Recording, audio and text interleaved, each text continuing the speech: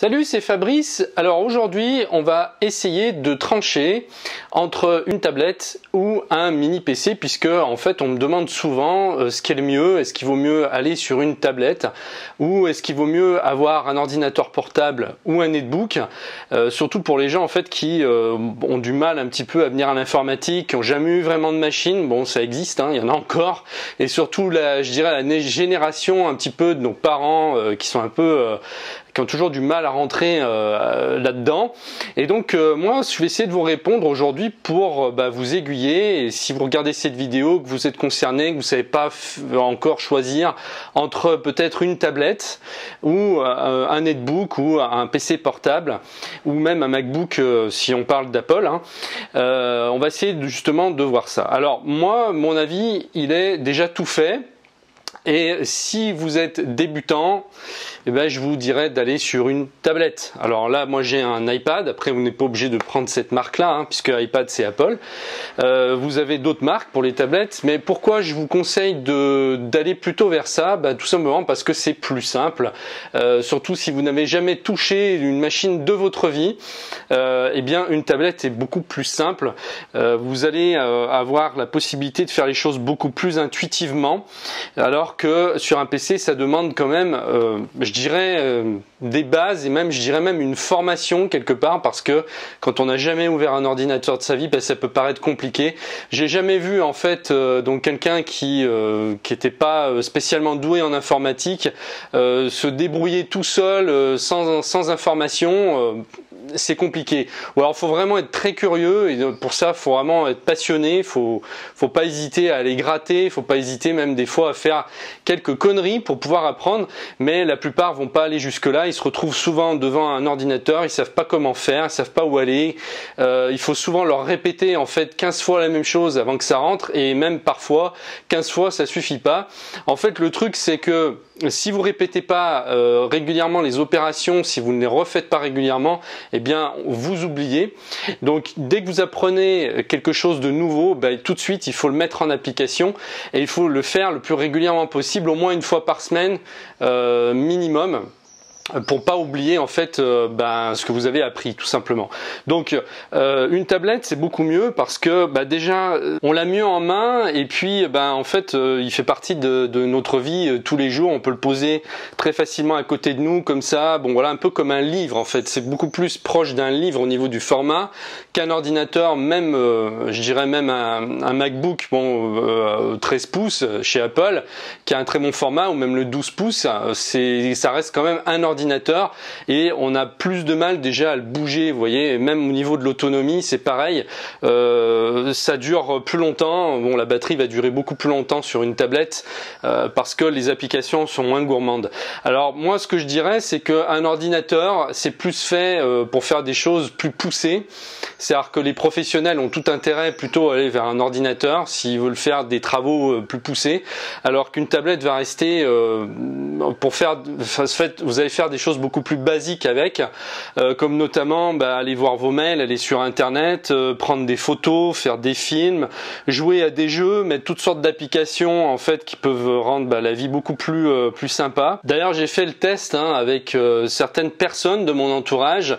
J'ai essayé de voir comment elles se débrouillaient devant un ordinateur, et je les ai ensuite mis devant une tablette, et la différence était colossale. C'est-à-dire que la personne se débrouille beaucoup mieux avec une tablette, elle va trouver beaucoup plus facilement en fait, elle va comprendre beaucoup plus facilement, c'est beaucoup plus intuitif. En fait ce qui se passe c'est que plus on a quelque chose de compliqué, plus il y a de choses à faire, comme par exemple le fait qu'un ordinateur il faille quand même souvent le brancher. Bon, on peut l'utiliser sur la batterie, bon si c'est un portable, mais enfin souvent on est quand même obligé de le brancher, donc déjà ça fait un truc en plus à faire. Ensuite il faut le démarrer, ça met beaucoup plus longtemps à démarrer. Si vous l'éteignez, il faut que le système démarre à chaque fois, il faut rentrer le mot de passe, etc. Bon, tout ça c'est des contraintes qui s'ajoutent les unes aux autres et qui fait que ça décourage un peu à la sortie, et qui fait qu'on a tendance à l'utiliser moins facilement voilà, tous les jours quoi. Alors que ça, on l'a sous la main. Dès que, en fait, il n'y a pas besoin de l'éteindre. Moi, je l'éteins jamais mon iPad. Je veux dire, souvent pendant 2 mois, je le redémarre même pas. J'ai juste à ouvrir, voilà, le cache là, et puis ça y est, je peux m'en servir tout de suite. c'est instantané, il n'y a pas besoin de le redémarrer, il n'y a pas besoin de faire toutes sortes de choses, et puis surtout il n'y a pas de fil, voilà, bon on le recharge de temps en temps, mais après on peut l'utiliser comme ça, on part partout. Après c'est pareil au niveau des déplacements, moi la tablette je l'utilise beaucoup en déplacement, et déjà je l'utilise en GPS, j'ai plus de GPS parce qu'à un moment donné j'étais avec TomTom, hein, j'avais acheté, j'en ai même, j'ai eu 2 GPS différents chez TomTom et j'ai fini par les laisser tomber parce qu'à chaque fois les mises à jour revenaient trop cher, ou alors ça déconnait complètement et on payait les mises à jour et elles se faisaient pas. Donc j'en ai eu marre en fait et j'ai fini par me débarrasser de mes GPS TomTom pour utiliser Plan sur iPad, qui est super bien fait. Après vous pouvez prendre ce que vous voulez, il y a Google Maps, il y a plein d'applications maintenant GPS, mais l'intérêt c'est que bon, moi c'est un iPad mini que j'ai là. Après vous n'êtes pas obligé de prendre ce format là, vous pouvez très bien prendre une tablette plus grande, format normal, mais ce que j'aime sur le mini c'est qu'on peut le mettre dans un sac, on peut le balader partout où on va, et puis moi donc je vous disais dans la voiture en fait je le pose carrément sur l'habitacle, sur le tableau de bord, et ça me fait un GPS XXXL qui me coûte rien au niveau mise à jour. Alors bien sûr pour ça il faut quand même avoir une connexion 3G ou 4G parce que sinon ça va pas marcher. Mais si vous prenez une connexion 3G, vous allez pouvoir, ou 4G maintenant aujourd'hui c'est plutôt ça, si vous partez à l'étranger, même en Europe par exemple, si vous partez en vacances, vous savez pas où aller, comment vous déplacer, ça va être inclus dans votre forfait partout en Europe et vous allez pouvoir soit utiliser le GPS pour voilà, conduire en voiture, ou alors à pied. Hein, ça justement les GPS traditionnels ne font pas pour les circuits à pied. Là vous allez savoir exactement où aller, comment vous diriger là où vous êtes, vous rendre à une rue, à une adresse précise. Vous aurez qu'à suivre le plan. Donc ça c'est un exemple d'utilisation tout simplement. Moi c'est vrai que le GPS j'utilise très souvent. Après vous avez bien sûr toute votre musique, vous pouvez écouter de la musique, vous pouvez tout faire sur une tablette facilement. Et voilà, donc moi ce que je vous conseille, c'est que si vous êtes débutant, il n'y a pas photo, vous pouvez demander confirmation autour de vous, toujours demander ça à un vendeur si vous voulez plus de renseignements et puis avoir son avis par rapport à ça.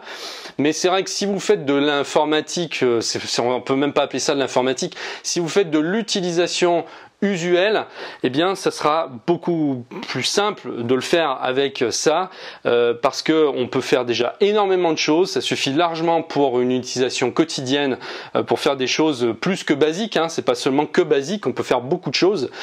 Simplement comme je vous disais tout à l'heure, sur un ordinateur, on va faire des choses peut-être plus poussées, plus professionnelles, notamment si je fais du montage vidéo, je préfère quand même utiliser un ordinateur, même si même le montage vidéo on peut tout à fait le faire avec iMovie sur Apple ou sur certainement d'autres applications que je ne connais pas forcément sur les autres marques. Même ça on peut le faire, donc vous voyez qu'on peut faire déjà beaucoup de choses.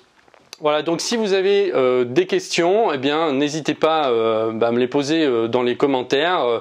Si vous êtes débutant, que vous voulez avoir des conseils justement sur les tablettes, ou si vous avez d'autres questions, si vous ne savez toujours pas choisir et que vous voulez encore trancher par rapport à ça, eh bien n'hésitez pas, moi je me ferai un plaisir de vous guider.